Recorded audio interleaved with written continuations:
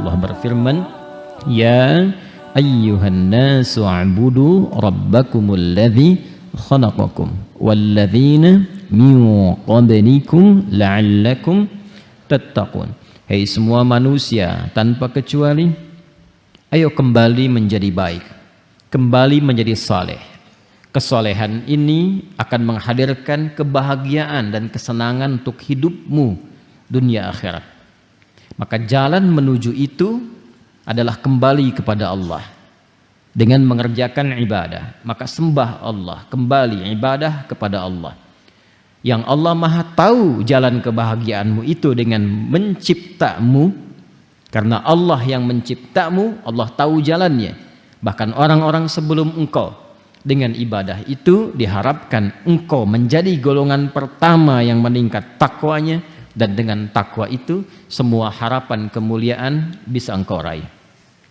Aku siapkan tempat untuk ibadah yang nyaman untukmu, yaitu ketika engkau mendapat misi berkehidupan di ardin. Wa idh qala rabbuka lil malaikati inni ja'ilun fil ardi. Tempatmu di bumi, aku siapkan bumi itu, ardun itu, setiap tempat yang engkau pijak, dimanapun engkau membawa misi itu, nyaman untuk ibadah. Alladzi ja'ala lakumul arda firasha.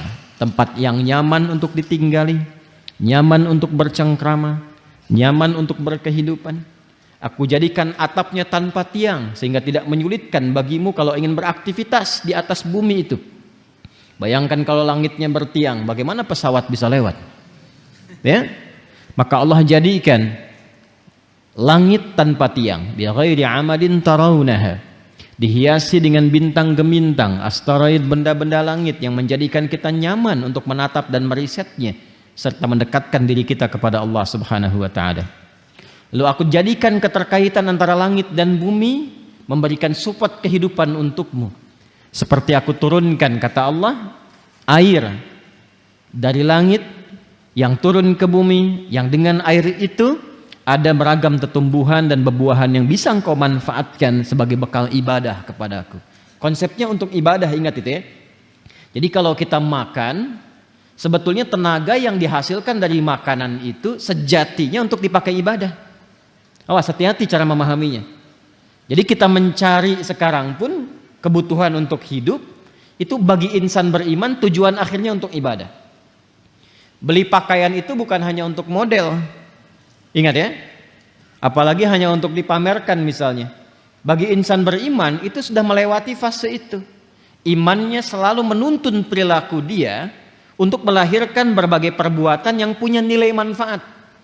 Jadi kalau pakai pakaian ini manfaatnya apa? Ya, pakai alas kaki manfaatnya apa? Itu dasar pertama. Insan beriman itu tidak pernah berperilaku dan menggunakan apapun kecuali punya nilai manfaat. Itu dasarnya. Jadi kalau ingin makan, manfaatnya apa? Ingin beli sesuatu, manfaatnya apa? Bukan hanya memenuhi keinginan, tapi untuk melahirkan manfaat yang kiranya dengan itu ada maslahat untuk kehidupan kita. Nah, lewat level itu nanti manfaat itu ditarik lebih jauh ke urusan akhirat. Itu yang disebut dengan ibadah. Jembatannya disebut ibadah.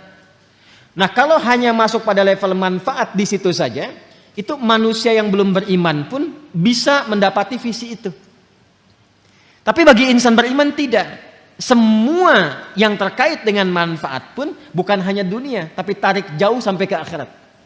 Ini yang menjadikan iman kalau sudah bersanding dengan takwa, maka visinya sampai ke akhirat.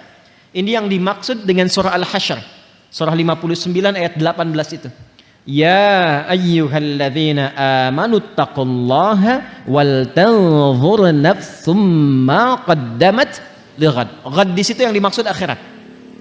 Hei semua orang beriman, tingkatkan takwamu kepada Allah dengan skema ibadah itu. Di semua kegiatan yang mungkin kita bisa lakukan.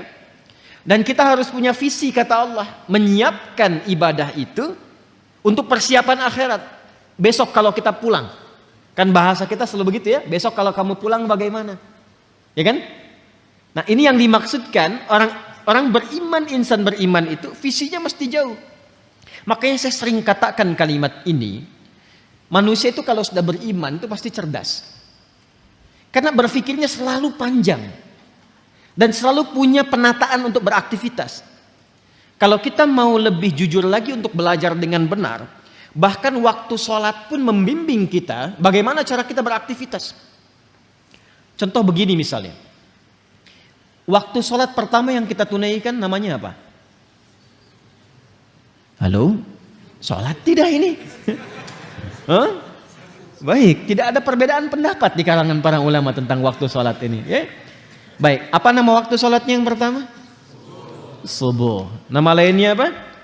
Fajar. Perhatikan, ini satu-satunya saya sering katakan waktu sholat yang disebut dengan dua nama. Disebut dengan fajar dan disebut dengan subuh. Fajar itu untuk respon keimanannya.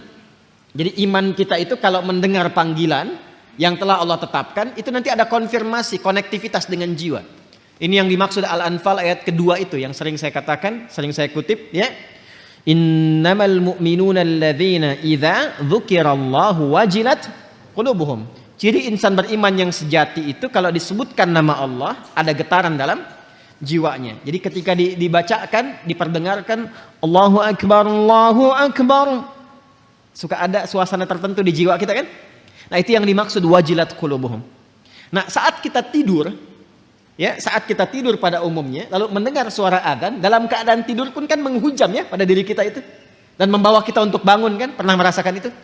Nah, pancaran dari tubuh kita yang merespon itu untuk bangun, itu namanya pancarannya fajar namanya. Jelas ya? Asalnya itu. Ya.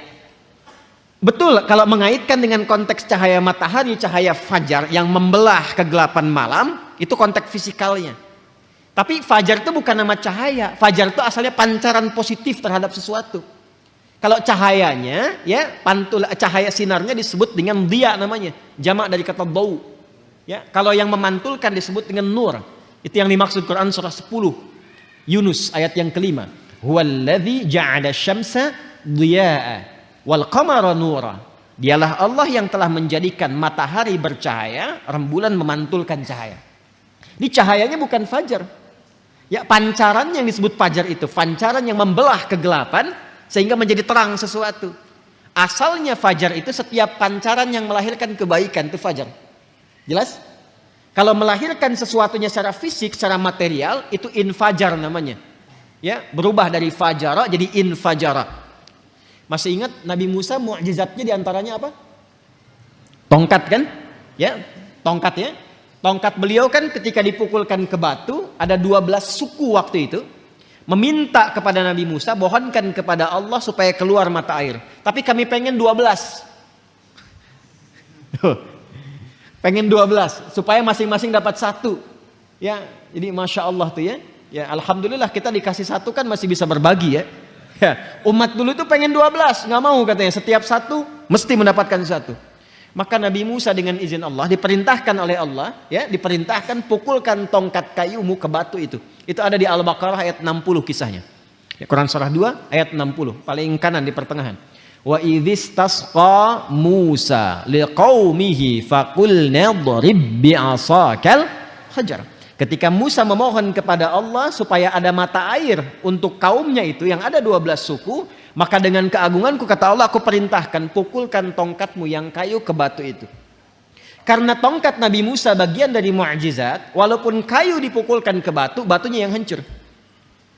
Maka fajarat infajar, bukan fajarat. Tuh, lihat diksi Al-Quran, begitu jelinya. Kalau bukan firman Allah mustahil begini. Ya, kita kalau ngaji bahasa Arab dan memperdalam, saya mempelajari bahasa Arab spesialisasi di situ untuk memahami bahasa Al-Quran. Dan dulu para ulama demikian, Al-Imam Asy-Syafi'i puluhan tahun belajar bahasa itu untuk memahami Al-Quran. Kemudian dipakai ke Quran, ke fikih dan sebagainya.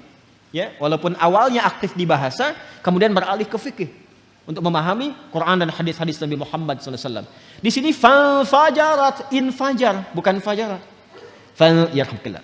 Fajarat min husnata asyrata aina, maka memancarlah 12 mata air. Itu infajar. Jadi kalau fajar itu pancarannya, kalau mengalirkan sesuatu yang fisikal disebut dengan infajar. Kenapa salat pertama disebut dengan fajar? Bukan hanya cahaya mentarinya yang membelah kegelapan malam, tapi saat itu ada respon dari tubuh kita yang positif. Merespon seruan dari Allah yang disampaikan atau dikumandangkan oleh muadzin. Jadi di hati kita itu ada dua pancaran. Pancaran keburukan dari provokasi setan disebut dengan fujur, ya. Pancaran kebaikan dari jiwa takwa disebut dengan fajar namanya. Ya, wa nafsi wa ma sawwaha fa alhamaha fujuraha wa taqwaha. Karena itu salatnya disebut salat fajar. Waktu saat cahaya matahari membelah kegelapan malam, dan di saat itulah hati kita merespon seruan keimanan tadi. Jelas? Itu yang dimaksud Quran surah ke-17 Al-Isra di ayat ke-78, ya. Di paling kiri sebelah pertengahan, ya. Aqimis salata liduluki syamsi ila ghasaqil laili wa qur'anal fajr. Inna qur'anal fajri kana masyhuda. Satu. Tapi dia juga disebut dengan sholat subuh. Ya, subuh. Subuh itu tidak disebutkan dalam bahasa Arab kecuali menunjuk pada awal mula aktivitas yang tertata. Jadi kalau kita ingin mengawali sesuatu yang tertata dengan baik, itu disebut subuh namanya. Karena itu alam saat mulai kali, ya, mulai kita akan mengalami di waktu pagi, kan mulai aktivitas kan? Ya, matahari mulai terbit kan, akan ditata aktivitas kan, dengan teratur. Allah yang menatanya, Rabbul Alamin. Maka tataan awal alam pun itu disebut dengan subuh. Permulaannya disebut dengan tanafus. Kata dasarnya disebut dengan tanafas. Buka surah At-Takwir ayat 18. Was-subhi idza tanaffas. Paham? Ya. Dan demi waktu subuh itu saat memulai aktivitas, pada saat itulah aktivitas masih ditata dengan baik. Karena alam pun mulai menata aktivitas.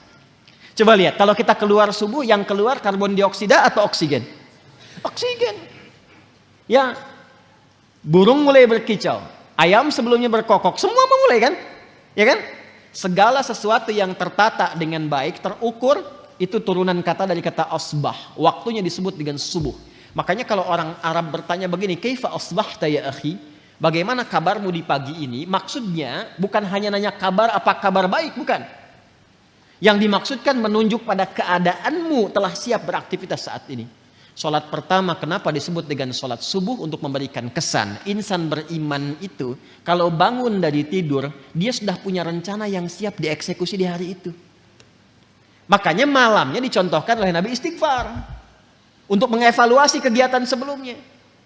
Setelah itu, setelah dievaluasi, dimitigasi apa yang belum sempurna, besok apa. Itu yang dimaksudkan fa'idha faraghta fansab wa ila rabbika farghab. Direncanakan malamnya, kalau besok saya bangun, insya Allah saya eksekusi ini. Jadi sudah ada rencana. Makanya saat bangun itu, kita bawa rencana kita menghadap Allah, minta kepada Allah supaya apa yang kita rencanakan disetujui. Minta taufik, maka datang lewat sholat, terhubung dengan Allah, minta kepada Allah. Direspon seruan Allah lewat fajar, datang kita bawa rencana, minta dalam sujud.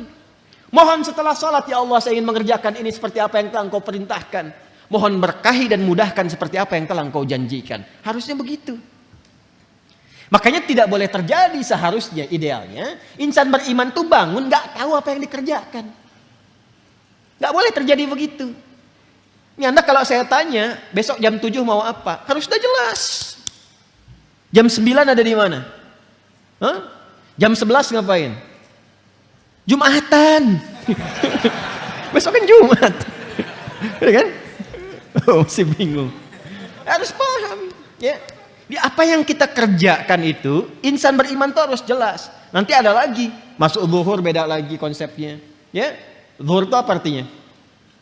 Zuhara itu terang, baik, nampak semuanya. Kenapa nggak disebut nahar? Padahal siang itu bahasa Arabnya nahar. Itu ada rahasianya. Sampai dengan siang Anda beraktivitas, apakah sudah jelas punya nilai di hadapan Allah? Sudah jelas jadi ibadah nggak? Atau jangan-jangan berangkatnya gelap, sampai siang itu cuma cari dunia aja. Anda dikasih waktu sampai siang, sampai jam 12 tuh, sampai terang. Terang dunianya, akhiratnya udah terang belum? Jadi ibadah nggak? Anda yang kuliah berangkat pagi tuh, ba'da subuh sampai ke kampus, jadi ibadah enggak tuh kuliah? Jadi di Islam itu semua punya makna, tidak ada satu ibadah pun, bahkan namanya yang tidak punya makna, itu tidak ada. Semua punya arti. Nah sekarang kalau kita kembali ke sini, kata Allah saya desain semuanya sempurna, ajarannya jelas, maknanya jelas, tafsirnya jelas, contohnya dulu jelas, hasil dari pekerjaan itu pun jelas. Semua orang yang mengikuti petunjuk di era Nabi masuk Islam, dikerjakan semua petunjuk Nabi dengan benar, semua sukses. Tunjukkan pada saya siapa sahabat Nabi yang benar-benar sahabat yang gagal dalam hidupnya. Gak ada. Karena sahabat itu definisinya yang hidup di era Nabi, di masa Nabi, melihat Nabi, beriman pada Nabi sampai wafat. Hidup di masa Nabi, melihat Nabi, beriman pada Nabi sampai wafat. Cari siapapun orang yang memenuhi kriteria ini, kecuali mereka akan sukses di semua bidangnya. Siapapun itu. Nah sekarang semua contoh itu telah dikumpulkan. Qurannya ada, ini Anda pegang mushafnya. Hadisnya lengkap. Berapa banyak ulama sekarang mengumpulkan kitab hadis, Al-Bukhari, Muslim, kitab Sunan Abu Daud, At-Tirmidzi, Musnad Imam Ahmad, Mu'jam At-Tabrani, ada semuanya. Ya. Kemudian miniatur sejarahnya ada di sirah. Anda bisa kumpulkan tokoh-tokohnya. Ada yang perempuan, sahabiat, ada yang laki-laki, pekerjaannya apa, yang pebisnis ada, diplomat ada, birokrat ada, panglima ada, levelnya tinggi. 12.000 sahabat Nabi, 38 panglima. Satu kemampuan panglimanya bisa menaklukkan Persia Romawi. Dan itu dibikin bab sendiri itu. Ya, kalau kita ngaji itu dapat itu. Maka ketika semua sudah disiapkan kata Allah, perhatikan, ini yang paling indah, ini yang mau saya sempurnakan. Wa anzala minas samai ma'an fa akhraja bihi minats thamarati rizqan lakum. Saya ingin sempurnakan kalimat dari tafsir rizqan lakum. Semua itu kata Allah, desain yang aku siapkan, kenyamanan untukmu, ketenangan untukmu, langit yang indah itu, beragam buah-buahan yang kau nikmati untuk ibadah itu, rizqan lakum, adalah rizki untuk kalian.